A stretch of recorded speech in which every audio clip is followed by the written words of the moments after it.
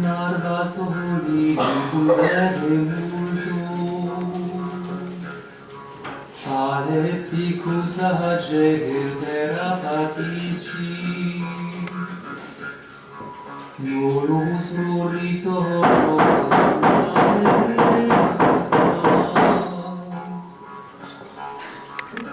quando volari la cina.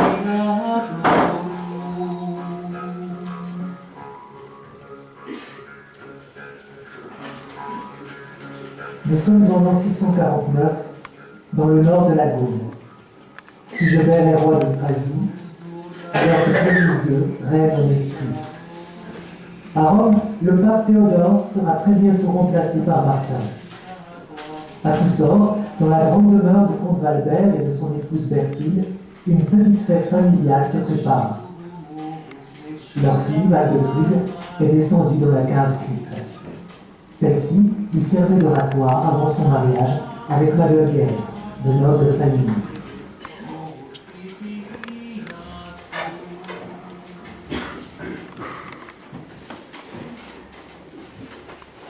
Notre Seigneur Jésus, je vous en prie, demandez à votre maman Notre-Dame de m'aider à surmonter cette inquiétude irraisonnée.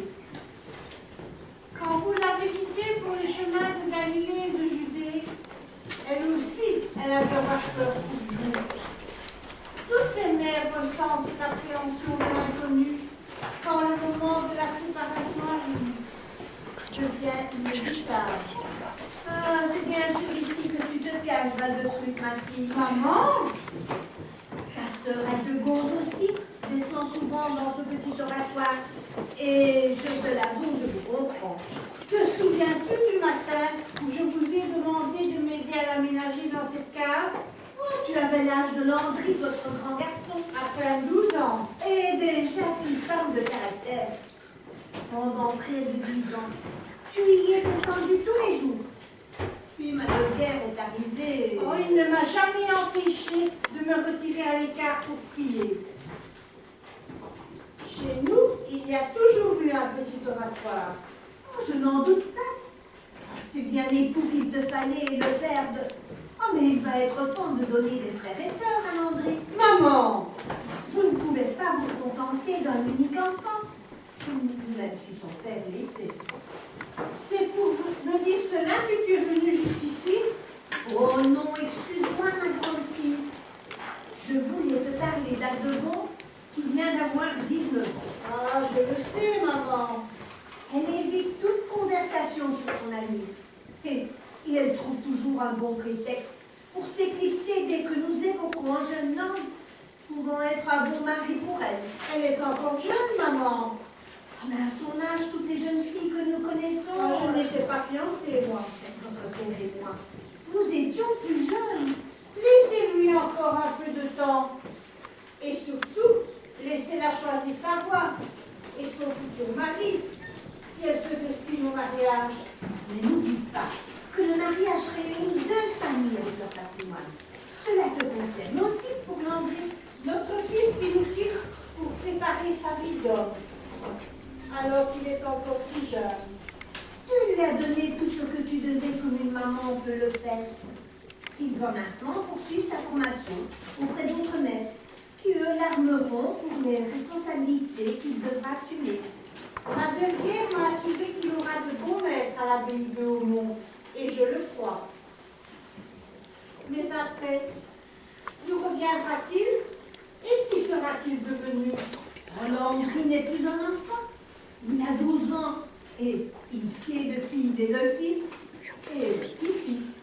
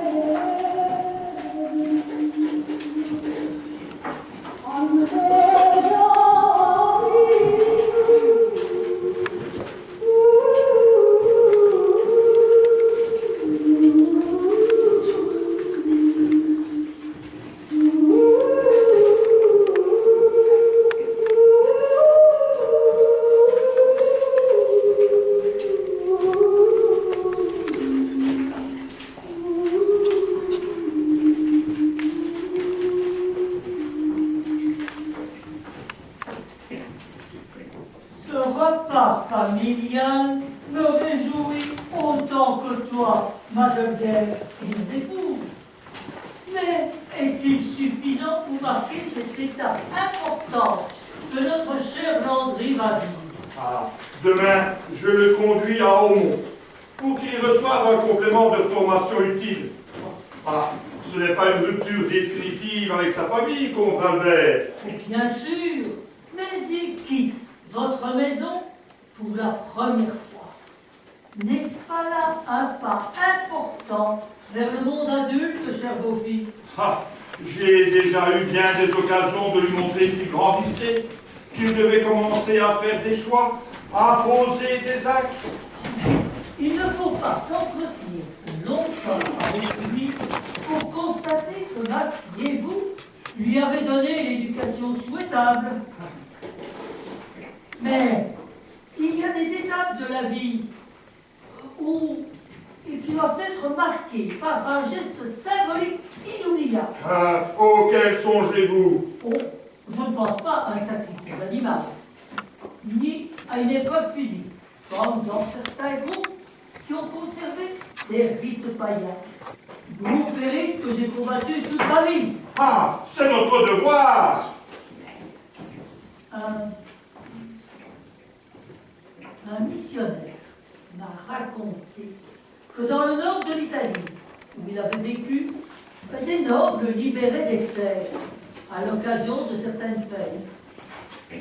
Nous pourrions proposer à Landry de choisir un de nos serviteurs à qui il rendrait la liberté avant son départ demain à l'aube. Oh, quelques-uns le font aussi dans nos régions. Avez-vous vu Landry? Oh, mais il est dans la salle d'armes. Il a encore beaucoup à apprendre dans leur maniement. Mais il les déposera pour le repas. Et il ne les emportera pas à l'abbaye d'Aumont. Comte Albert, cher époux, ne devrions-nous pas superviser les derniers préparatifs de repas? Passez devant, chère épouse.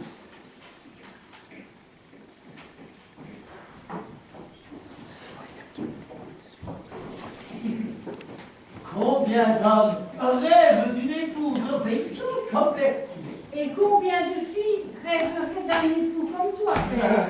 Et combien rêverait d'un mari comme moi? On ne les a pas encore identifiés. Oh, mais je pense que je vais rester au monde avec Landry. Ah, c'était pour rire. Ah, et moi, vous me laissez le temps de les comptabiliser. Les constructions de Mont sont-elles terminées? Ah, il a fallu 3 années pour les bâtiments.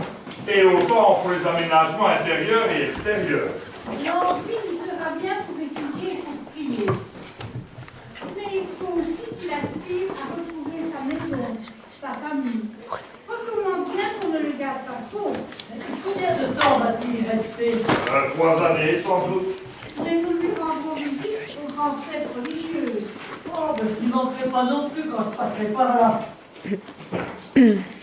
Madame Guerre, êtes-vous certain que les moines d'Aumont sauront préparer Landry aux lourdes tâches qui l'attendent? À certaines, en tout cas. Le Seigneur l'aidera à les assumer. Oh, mais ce n'est pas au Seigneur notre Dieu de jurer fidélité à notre roi, de lever des troupes pour lui, de les préparer au combat, de les y conduire si nécessaire, de collecter les impôts et de savoir réprimer énergiquement ceux qui essayent de les détourner. Et enfin, de rendre justice sans faiblesse. Oh, il ne nous succédera pas demain. Nous avons encore du temps devant nous. Il doit être prêt au moment venu. Et celui-ci n'est pas connu.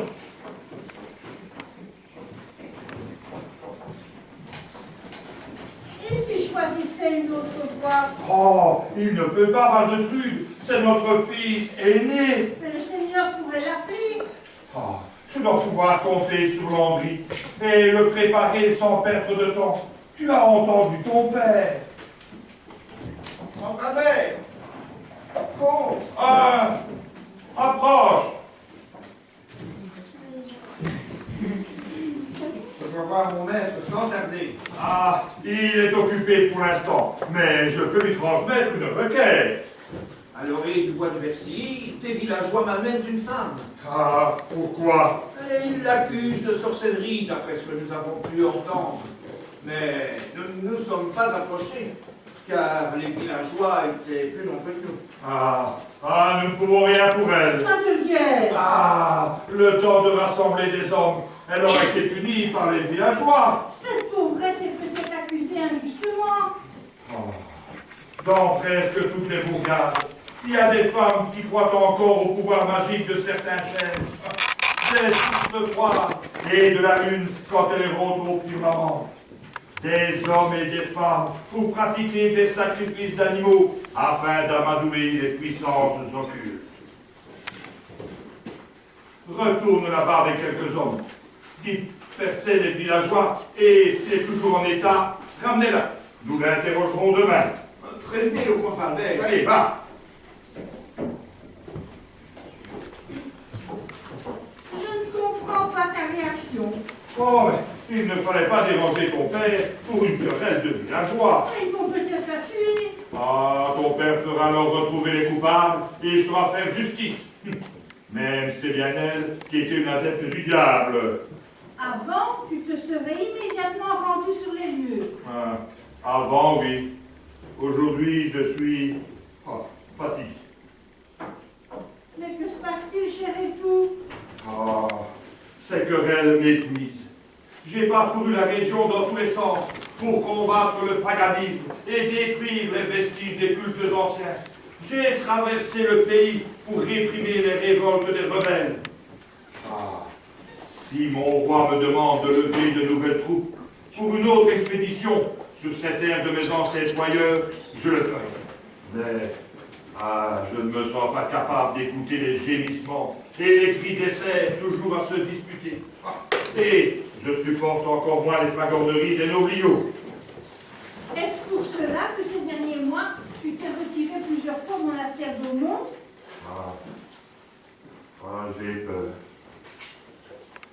J'ai peur, Vandetrud. Il faut te reposer un peu. Après, tu seras un nouveau intrépide et infatigable qui m'a demandé de l'épouser ici même. Souviens-toi. La nuit, je me réveille parfois avec la peur au ventre. La peur de l'enfer. J'ai fait couler tant de sang. En as-tu parlé à Aubert? Il t'est toujours de bons conseils. C'est lui qui m'a suggéré de me joindre à la prière des moines quand je le peux. Je l'approuve totalement.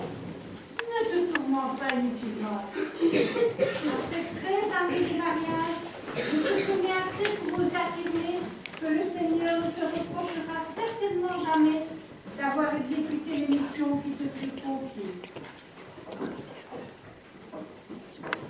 Tu l'as toujours fait avec la noblesse de cœur que tes parents t'ont transmise et le courage nécessaire pour de telles responsabilités. J'espère que c'est pas l'amour qui te rend aveugle. Pas de guerre. Ne parle pas de ceci à tes parents.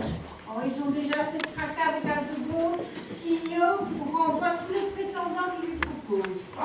Ils sont plus facile avec toi. Parce que tu t'imagines que je n'ai pas longuement réfléchi avant de te laisser demander ma main? Moi aussi j'ai hésité. Alors que mes parents me rappelaient inlassablement l'impératif devoir d'assurer la descendance familiale. Mais c'est par amour que je t'ai épousé. En es-tu convaincu? Lors de ma première visite dans cette demeure, j'avais en tête la préoccupation familiale. Je l'avoue. Mais il n'a pas fallu longtemps pour que tu me la fasses oublier. Depuis, pas un seul jour de ces années vécues ensemble, je n'ai regretté de m'être laissé subjuguer si vite par ton regard et ton sourire. Je me vois encore te remettant, selon la coutume, la chaussure, signe de mon engagement. Moi non plus, je n'ai jamais regretté. Je ne vous dérange pas. Bien sûr que non, mais... Valbert a rejoint Landry dans la salle d'armes. Pour l'affronter? Vous l'aveuglez de recommandations. Connaissant ton père, il fera les deux. Il aime tant montrer tout en les expliquant les bases d'armes avec lesquelles il s'est débarrassé de ses ennemis les plus coriaces. Plus il il avance en âge, plus il multiplie les détails techniques entre les croisements de l'âme. Ainsi, il prend le temps de récupérer les forces. Oh, que sous-entendu là, encore aujourd'hui, je ne voudrais pas l'affronter dans un vrai duel. Lui non plus, certainement. Avez-vous revu à deux bons? Oh, ma chère et jolie belle-sœur se prépare sans doute pour une apparition éblouissante au moment de passer la table. Ah, comme si c'était dans ses habitudes. Sans trop avoir l'air d'insister, essayez de savoir pourquoi il se comporte ainsi envers les jeunes nobles que nous lui présentons. En quelque sorte, tu souhaites que nous lui tirions les verres du nez. Né qu'elle a aussi parfait que celui de Cléopâtre et de sa sœur.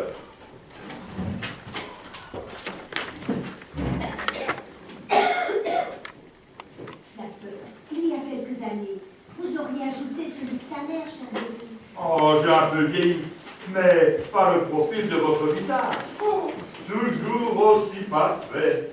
flatteur. Aldebon se confiera plus facilement à vous.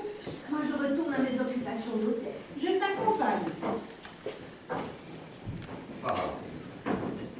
J'ai bien rejoint Landry et Valbert, mais il est sans doute préférable que je les laisse encore un petit moment ensemble. Surtout qu'ils n'auront plus l'occasion de s'entretenir à deux avant longtemps. C'est peut-être préférable que Bertie se pose des questions au sujet d'Aldegonde. Ainsi, elle ne pleure pas le départ de Landry. Il ne doit pas s'apercevoir que son entrée au monde nous inquiète tous. De façon différente, mais tout aussi tangible. Avance. Allez, avance. Et inutile de mentir ou de tenter de t'enfuir. Que se passe-t-il? Jamais l'indulgent. Nous avons attrapé ce malandrin alors qu'il était allé avec un cheval volé. Était-il avec ceux qui malmenaient la femme? Nous ne sommes pas allés jusque-là. À cause de lui. Oui, mais venait-il de là-bas? Il prétend que non. Où est le propriétaire du cheval? Nous ne l'avons pas retrouvé. Mais nous le cherchons avec la bête que nous avons saisie. Comment t'appelles-tu? Morosus. Il t'accuse de vol. Dans un sac accroché à la selle, nous avons retrouvé des objets volés. Est-ce exact? Réponds! Les villageois qui nous couraient après ont reconnu leurs ustensiles et leurs outils. D'où viens-tu? Ne me fais pas perdre mon temps, car tu pourrais le regretter. D'où viens-tu? D'un village, sur le bord de la rivière. Celle qu'on appelle la Sonde. C'est pour y retourner que tu as dérobé ce cheval? Je ne l'ai pas volé, je l'ai trouvé. Là tu te moques de moi, hein? Je l'ai emprunté. Il serait revenu à son maître quand je l'aurais abandonné après avoir galopé des lieux. Il ment. Il est un de ces brigands qui vont de village en hameau pour dépouiller les habitants des rares objets utiles qu'ils possèdent. Est-ce la vérité? Fais-tu partie d'une bande de brigands?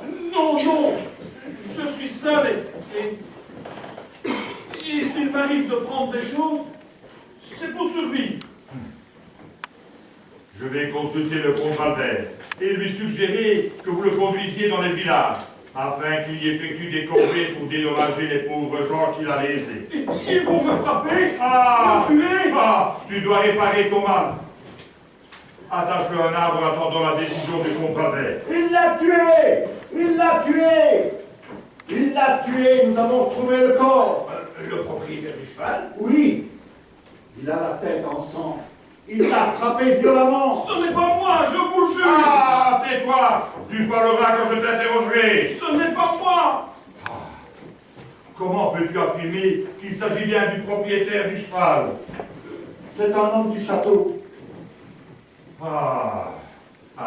Tu ne t'en tireras plus avec quelques corvées et coups de bâton. J'ai trouvé le cheval, mais jamais vu l'homme.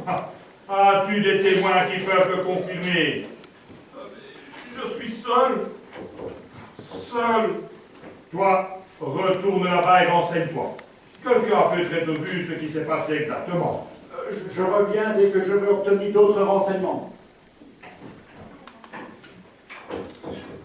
J'ai juste emprunté le cheval. Ah, ta parole n'a aucune valeur. Tu es un voleur et un malfaiteur. Moi, je suis convaincu que tu as tué l'homme parce qu'il t'a surpris et tu as volé le cheval pour te sauver.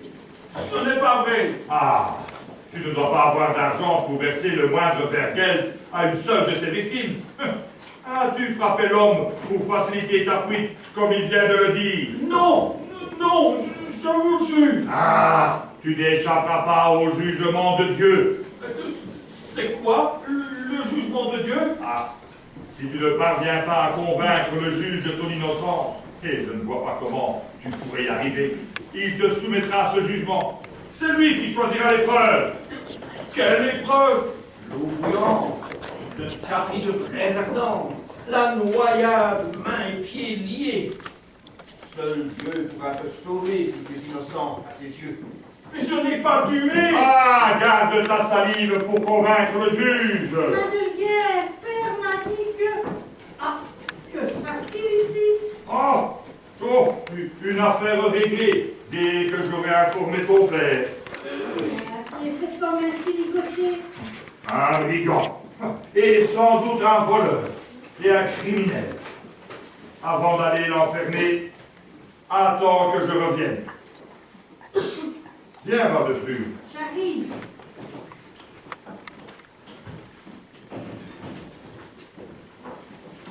Laissez-moi lui parler. Éloignez-vous un peu. Ah, attention, madame, il est dangereux. Approchez. Ce que vous avez fait ne m'intéresse pas. Mais je voudrais que vous me disiez pourquoi vous êtes devenu ce brigand, peut-être criminel. Pas criminel. Pourquoi? Dites-moi pourquoi. Et dépêchez-vous, hein. Et comme mon père, j'étais un saint. Mais quand je le pouvais, j'aidais un homme parce qu'il essayait de m'apprendre à lire. Il a payé ma libération. Je suis parti par les chemins, loin de ce coin de terre où nous étions esclaves, de père en fils. Et vous avez commencé par de petits larcins, puis... Pour manger, puis pour posséder les choses comme les autres, et puis... Oh, va l'enfermer dans la cave prévue pour ce genre de malfaiteur. Allez, avance-toi. Le comte l'interrogera demain. Aujourd'hui, il ordonne qu'on ne nous dérange plus. Avant de vous condamner, il faudra écouter. Ah, ne parlons plus de ce vaurien. Aldecomte et Landry sont là. Et il n'y a plus qu'eux qui comptent maintenant. Attends! Mon père m'a confié que vous aviez l'intention de lui permettre de libérer un cerf avant son départ pour le monde demain matin. Ah, ils se souviendront tous les deux de cette libération. Un beau geste, en effet. Mais avant de laisser partir l'homme libre, il faudra lui donner une bourse. Ah, une bourse! Et qu'il ne soit pas obligé de voler sa